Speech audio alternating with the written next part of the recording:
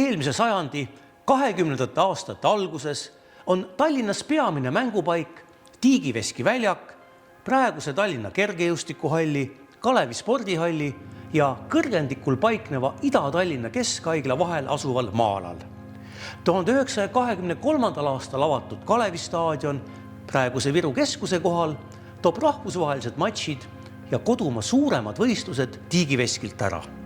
Spordiplats, praegune Wismari tänava väljak, ei vasta rahvusvahelistele mõõtetule. Endiselt on platsid peamiselt liivakruusa pinnasega. Muruväljakutele on viiteid Lasnamäelt, Türilt, Pärnust Klaabe ja Narvast Kreenholmi väljaku puhul, kuid pigem on tegemist platsidega, kus kasvab lihtsalt rohi.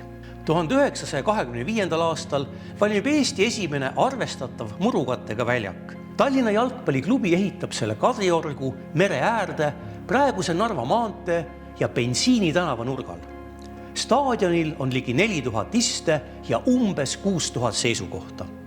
Järgmisel aastal valmib vähem kui kilomeetri kaugusel Kadrioru murukattega staadion, kus esialgu on 4 ning paar aastat hiljem üle 2000 istekoha. Seisukohti on 10 000.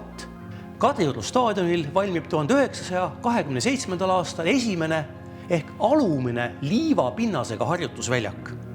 Järgmisel aastal istutatakse sinna muru ja valmib ka ülemine muruta harjutusväljak. Tallinna jalgpalliklubi väljaku muru kvaliteet jätab soovida.